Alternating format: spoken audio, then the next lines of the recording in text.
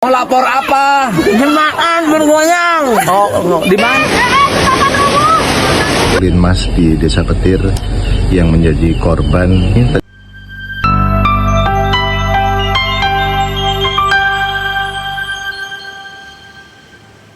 Korban sudah mulai jatuh satu persatu, bahkan ada yang melapor ke Kang Deddy Mulyadi, kawan-kawan. Tetapi apakah Bupati Bogor masih ngotot ke Kang Deddy Mulyadi untuk membuka tambang? Kami akan memperjuangkan sampai kapanpun hingga tambang ini bisa beroperasi kembali.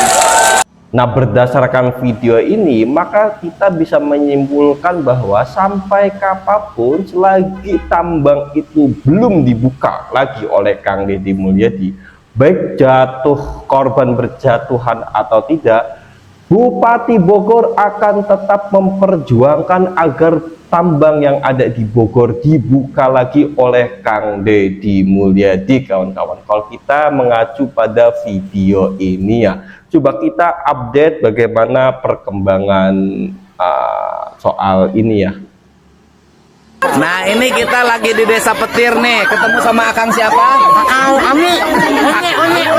Akang siapa? Onye. Onye.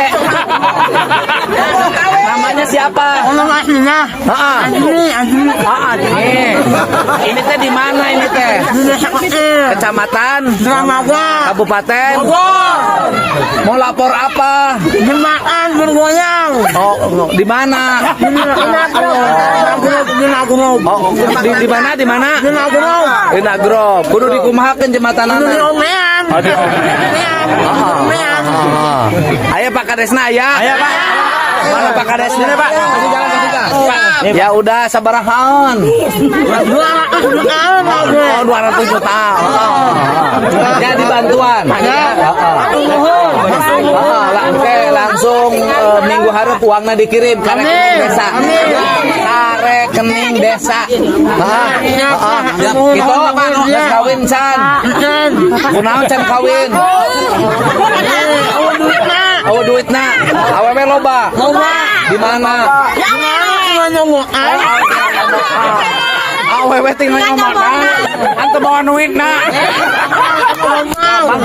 Awewe tinggal nyomotan. Antu bawa duitna. Nuhunnya. Kurangnya sarua. Awewe tinggal nyomotan. Oh, nuhunnya.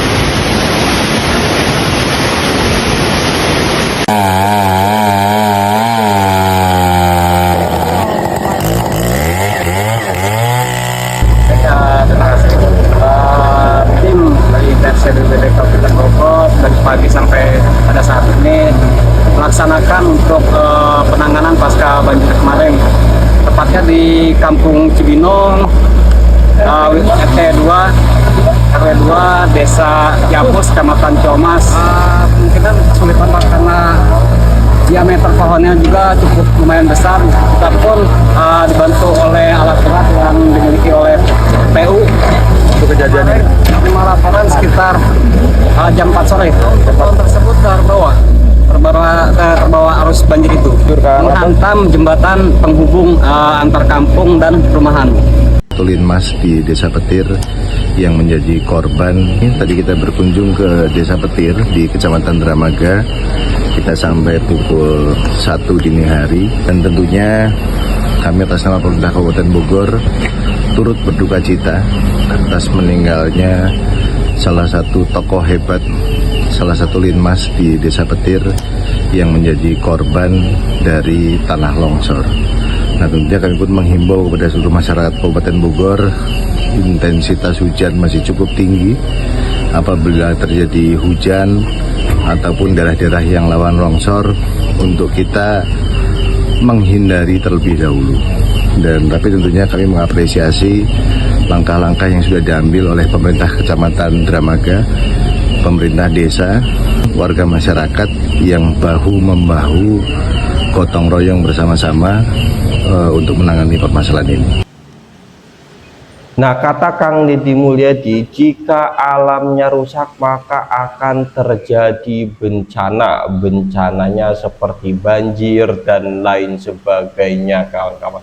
Sekarang nih, banjir di Bogor itu memakan korban, kawan-kawannya. Di antaranya adalah jembatan rubuh, hancur, ya kan, rumah-rumah kena air gara-gara banjir dan lain sebagainya. Dan Kang Deddy Mulyadi menjelaskan mengapa seperti itu. Nah, itu gara-gara alam yang ada di Bogor rusak.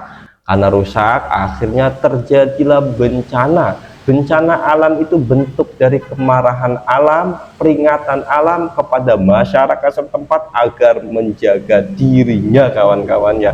Dan kalau kita mengacu ke 6 bulan yang lalu, ketika Kang Deddy Mulyadi baru-baru saja menutup tambang yang ada di Parung Panjang dan sekitarnya, wah, itu sangat jelas sekali bagaimana korban menjelaskan ke Kang Deddy Mulyadi soal tambang ini. Dampak-dampaknya, kawan-kawan, sampai-sampai Kang Deddy Mulyadi membahas persoalan ini, debat panas dengan anggota DPRD di rapat paripurna Jawa Barat, ya. Ya, apakah, saya sekali lagi ucapkan, apakah dengan kejadian seperti ini, adanya bencana, adanya kecelakaan dan lain sebagainya, Bupati Bogor akan tetap ngotot ke Kang Deddy Mulyadi untuk buka tambang kembali? Kalau kita mengacu pada videonya, sampai kapanpun katanya kami akan tetap berjuang untuk membuka tambang kembali. Kita mengacu pada video itu, maka tidak akan kapok-kapoknya dan masih akan tetap mengotot ke Kang Deddy Mulyadi untuk membuka tambang kembali sampai tambang tersebut dibuka lagi, ya pokoknya gitulah. Nah, jangan salah paham, ya, meskipun akan memperjuangkan sampai kapanpun agar tambang yang ada di Bogor itu dibuka kembali, Bupati Bogor mempunyai solusi, kawan-kawan, punya solusi, dan kita telah membahas bersama-sama soal solusi Bupati Bogor ini. Tetapi Kang Deddy Mulyadi, respon Kang Deddy Mulyadi masih tetap ingin menutupnya, kawan-kawan. Dari sini kita tahu bahwa solusi yang diberikan oleh Bupati Bogor itu ditolak oleh Kang Deddy Mulyadi. Bahkan Kang Deddy Mulyadi menceritakan bahwa Bupati Bogor itu mengajak Kang Deddy Mulyadi untuk bertemu dengan pengusaha, tetapi ditolak oleh Kang Deddy Mulyadi, khawatir ada anggapan-anggapan yang aneh gitu. Makanya Kang Deddy Mulyadi menolak karena menjaga integritasnya. Dan juga yang menjadi sorotan, uang, harta kekayaan Bupati Bogor, kawan-kawan. Kita telah membahas bersama-sama, ya. Baru 1 tahun menjabat, wah, itu harta kekayaannya naik drastis sekali. Akhirnya warga Jawa Barat, para netizen mempertanyakan nih, dari mana uang ini? Apakah dari hasil tambang atau bagaimana? Wah, pada curiga tuh. Akhirnya ingin mendesak, ya, memohon netizen, khususnya warga Jawa Barat, agar KPK benar-benar memeriksa uang Bupati Bogor ini. Dan kita telah membahas bersama-sama juga, ya, bagaimana tanggapan kawan-kawan. Jangan lupa tulis ke kolom komentar, ya. Ya, nanti dulu ada hal yang lupa saya sampaikan. Semoga saja Bupati Bogor ini menarik kembali ucapannya dan dia benar-benar bijak dalam mengambil keputusannya. Saya sudah memperingati kepada Bupati Bogor bahwa Bupati Bogor ketika ingin membuka tambang kembali, mengotot desakan Deddy Mulyadi, jangan memikirkan warga yang terkena dampak akibat penutupan tambang tersebut, tetapi pikirkan juga orang yang tidak menambang di situ tapi terkena dampak. Pikirkan itu Bupati Bogor. Di antaranya orang nggak kena